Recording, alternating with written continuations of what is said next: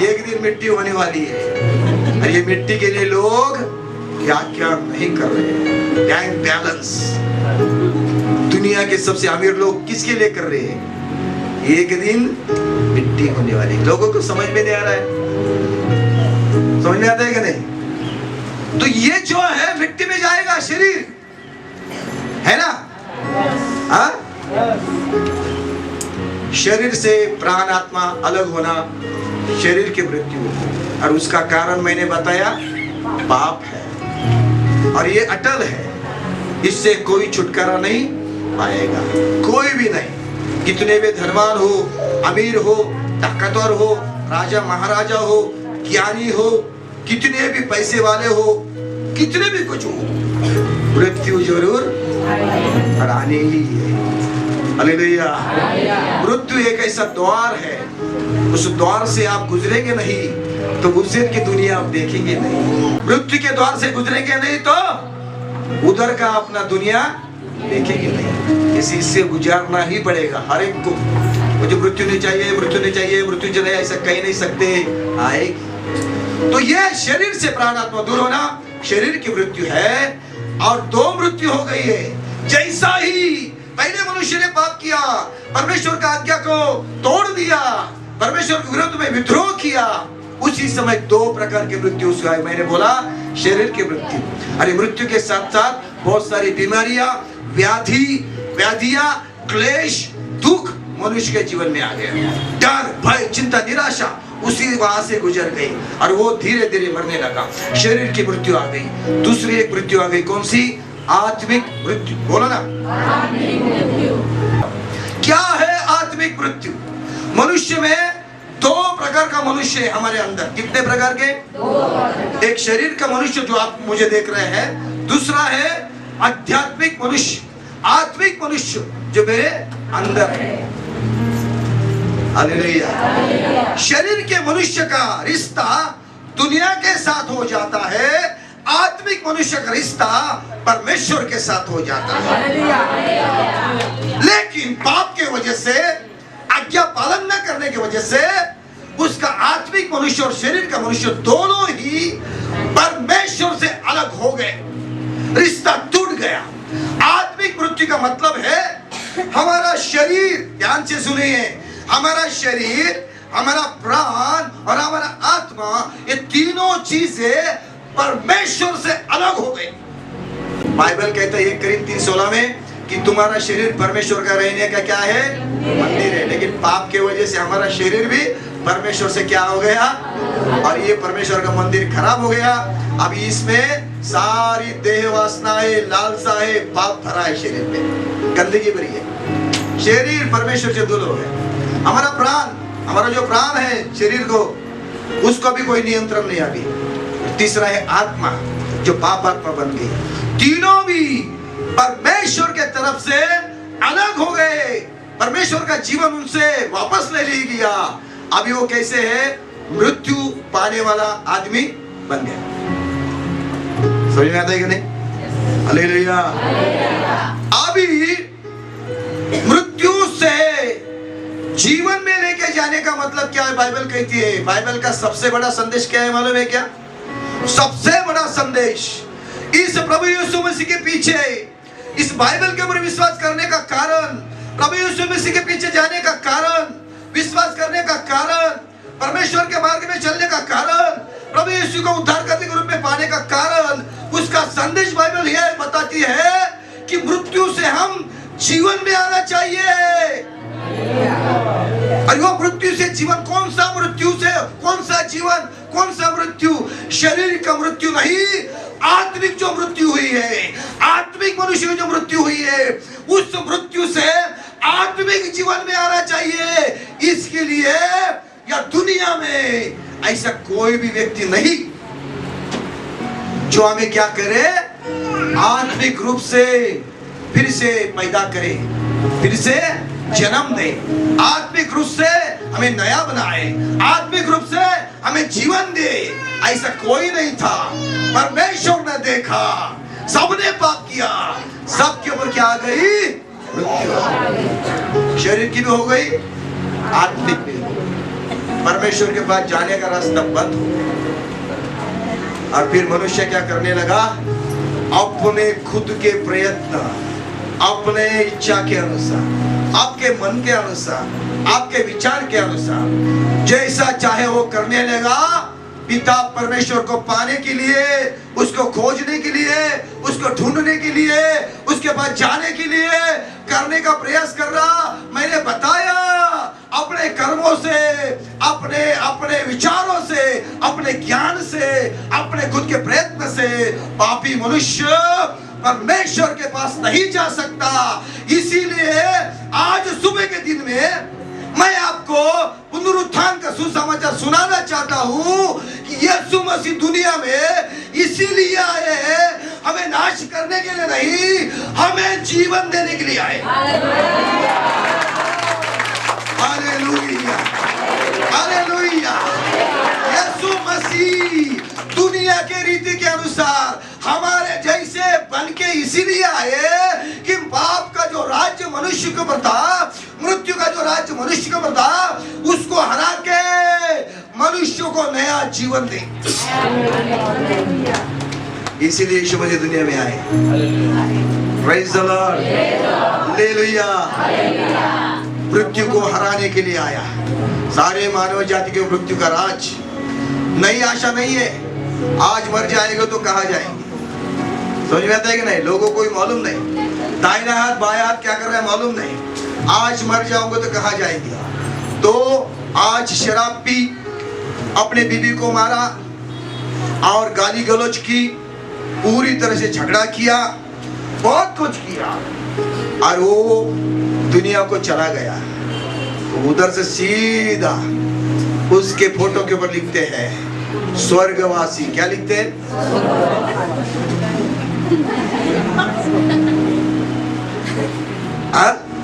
क्या लिखते हैं?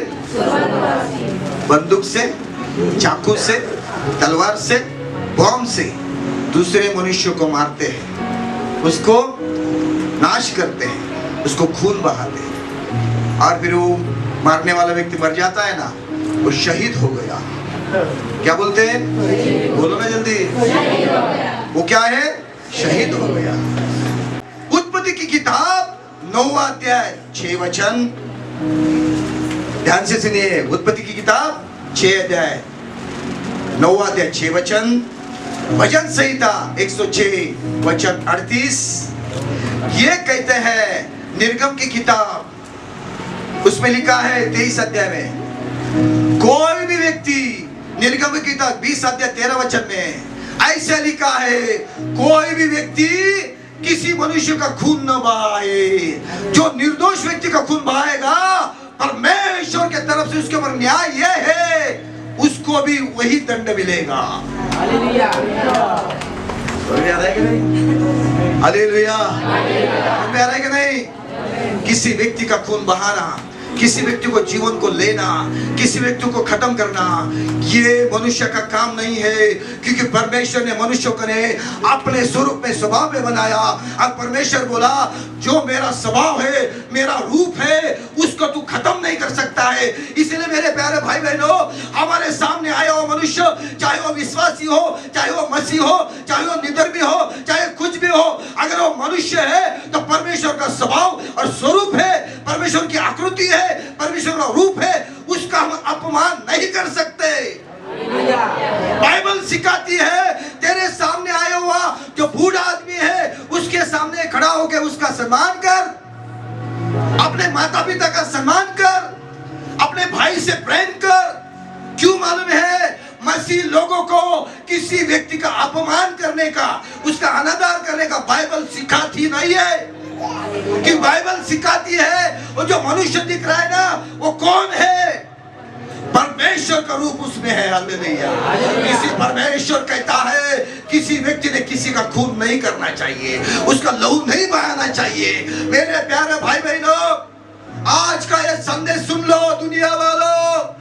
हमारा प्रभु यीशु मसीह ने सिखाया है किसी की कत्ल करना, किसी को जीवन लेना, किसी प्राण को खत्म करना, किसी का अपमान करना, अनादर करना, मेरे प्रभु यीशु मसीह ने नहीं सिखाया।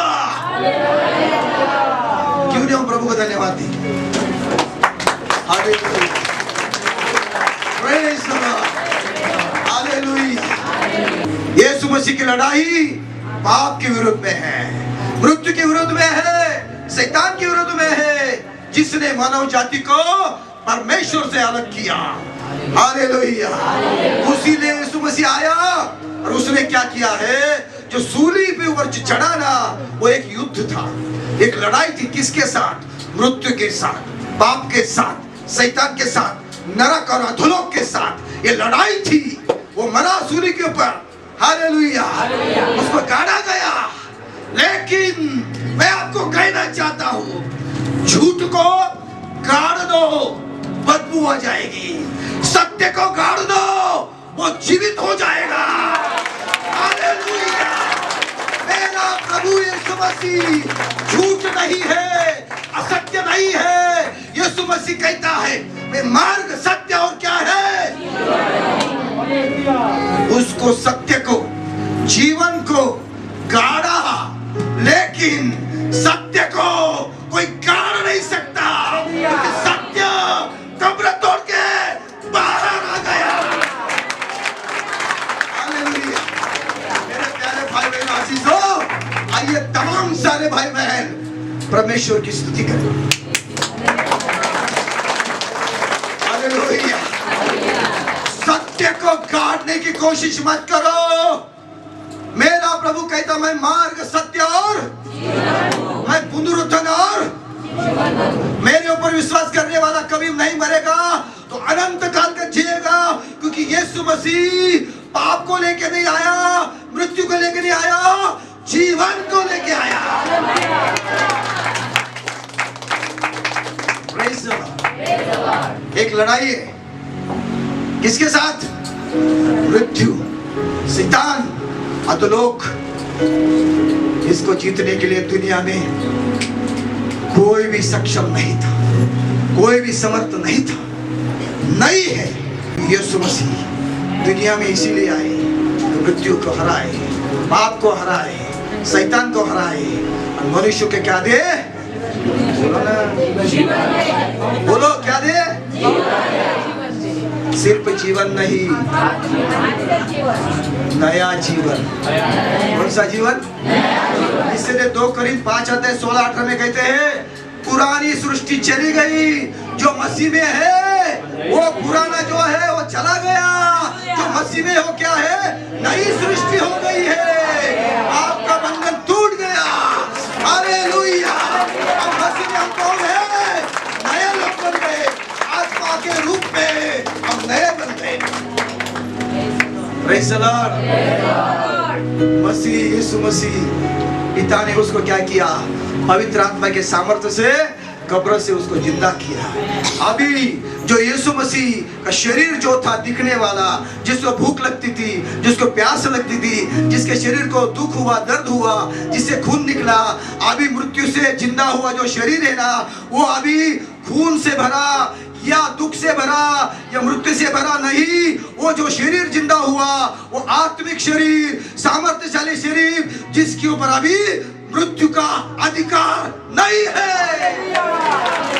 ये 4 दीवारों के अंदर हम जोर जोर से चिल्ला के कह रहे हैं, प्रभु में से जिंदा हुए, मृत्यु को उसने जीत लिया, मृत्यु को हराया, हम कह रहे हैं। लेकिन 4 दीवारों के जो बाहर लोग हैं, उनको कैसा विश्वास आएगा प्रभु जिंदा है बोल के? सबसे बड़ा सबूत यह है कि यरूशलेम नगर में यीशु मसीह का शरीर को कब्र में रखा, और जब कब्र में रखा, तीसरे दिन जब मरियम मगदलीनी वो सब चले गए वो द्रव्य लगाने के लिए, देखा तो कब्र हटी थी।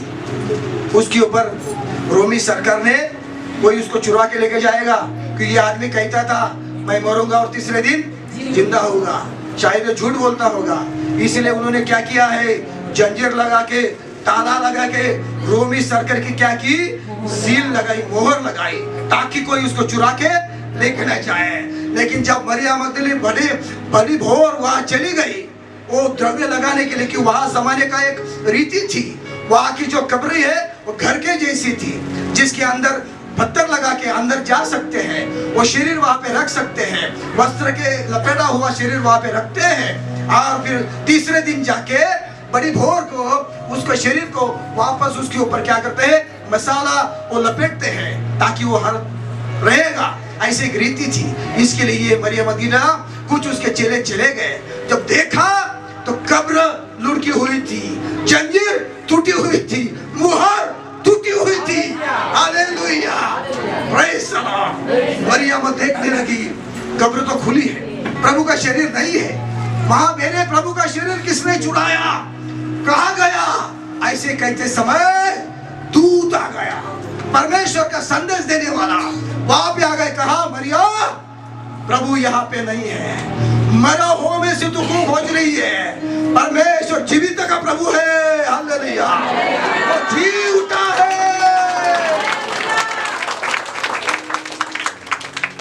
दौड़ के चले गई। सब चेले डर गए थे, सब चेले पतरस सब डर गए थे। जो पतरस कहता था तेरे साथ प्रभु मैं मरूंगा भी, वो पतरस डर के सब घर में बैठ गए थे, क्योंकि गुरु मर गया है, उसको मारा है, डर के मारे बैठ गए हैं। मरियम मगदलीनी सुसमाचार सुनाने के लिए आ गई। पहला सुसमाचार, यीशु मसीह जिंदा हुआ। ये पहला सुसमाचार पुरुष ने नहीं बताया, पतरस ने नहीं बताया, एक महिला ने बताया। यहाँ पे बैठे हो मेरे भाई बहनों, हालेलुया। आपको मैं बताना चाहता हूँ, प्रभु चाहता है कि सुसमाचार का पहला काम आपसे शुरू हो जाए। दौड़ के चली गई, ये सब डर के मारे। प्रभु जिंदा हुआ, प्रभु जिंदा हुआ। पतरस रो बोल रहे, तू झूठ बोल रही, कुछ भी कह रही है, वो ऐसा नहीं हो सकता है। पतरस भूल गया। पतरस को इसने कितने बार बोला, मैं जिंदा होगा, जिंदा होगा, पिता के पास मैं जाऊंगा। हालेलुया, मुझे मरना है, मुझे दुख उठाना है, तीसरे दिन मैं जिंदा होगा। पतरस बोला, हे प्रभु ऐसा मत करना, मरना नहीं है। ये समझ उसको देखो, ए शैतान तू परीक्षा में गिर गया है, मैं तेरे लिए प्रार्थना करता हूँ। ऐसा बोलने वाला पतरस भी संदेह से देख रहा है, लेकिन वो बड़ी उत्सुकता से उठ के कब्र के तरफ दौड़ के चला गया। यूहन्ना का सुसमाचार 20 अध्याय में पढ़ते हैं, सुसमाचार में दौड़ के चला गया। उसने झांक के देखा, और भी एक चेला था, तो वहां पे देखा क्या है, वहां पर प्रभु का शरीर नहीं है। 3 दिन के बाद शरीर सड़ जाता है, गल जाता है, बदबू आ जाती है। वो जाके देखा, वहां पे शरीर नहीं है। वहां पे कौन थे? रोमी सरकार के सैनिक खड़े थे पहरा देने के लिए। उन्होंने देखा, बड़ा भूमिकंप हो गया, उजाला गिर गया, वो दौड़ के चले गए। लेकिन वहां पे जाके पतरस देखता है, वहां पे शरीर नहीं है। मेरा प्रभु, हालेलुया, प्रेज़ द लॉर्ड। शिस्त है उसको, क्या है बोलो ना। हम अपने घर में जाके तौलिया फेंक देते हैं, साड़ी फेंक देते हैं, और वो फिर हम विश्राम करते हो, बिछाना के ऊपर की चादर इधर फेंक देते हैं, वो फेंक देते हैं। आज से मैं आपको कहना चाहता हूँ, जिस प्रभु को कपड़ा मिला लपेटने के लिए, जो वस्त्र मिले लपेटने के लिए, मेरे प्रभु ने ऐसे अभी काम हो गया ऐसे फेंक के नहीं दे। उसने क्या किया, लपेट के सही तरह से बाजू के रपे ऐसा देखा है। हालेलुया, सुधरो, क्या करो, अपने घर को सजाओ। क्या करो, जक्के के जैसे प्रभु आपके घर में।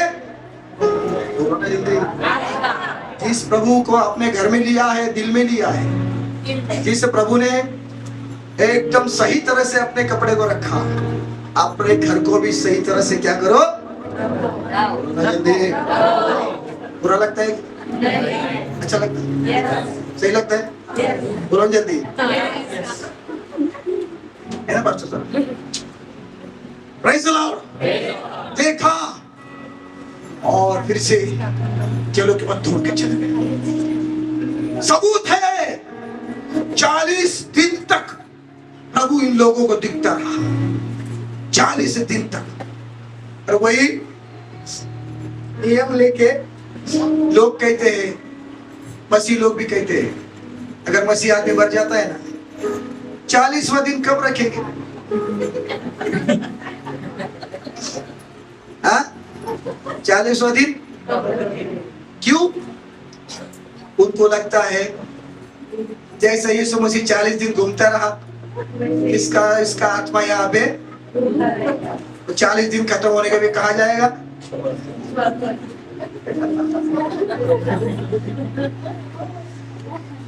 चालीस दिन को मनाने की जरूरत नहीं।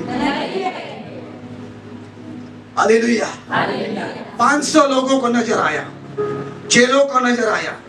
ईमानोस का एक गांव था, वहां पे 2 लोग चल रहे थे, उनके पास यीशु मसीह चल रहे उनके साथ में। उनको समझ में नहीं आया कौन है, और वो बोल रहे तू नया दिख रहा है इस गांव में। यीशु मसीह पूछ रहे हाँ, पर तुझे मालूम नहीं क्या यरूशलेम में अगर क्या बड़ी घटना हो गई, एक धर्मी आदमी को मार दिया, आपको मालूम नहीं क्या? यीशु मसीह सुन रहा है सब कुछ, सचमुच क्या?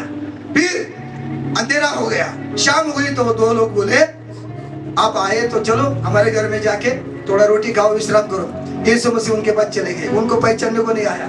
जब उन्होंने रोटी तोड़ के, यीशु मसीह ने रोटी तोड़ के उनको दी, जैसा उसने खाया उनकी आंखें खुल गई। देखा तो कौन है? अरे हमारे साथ चलने वाला कौन है? ये प्रभु।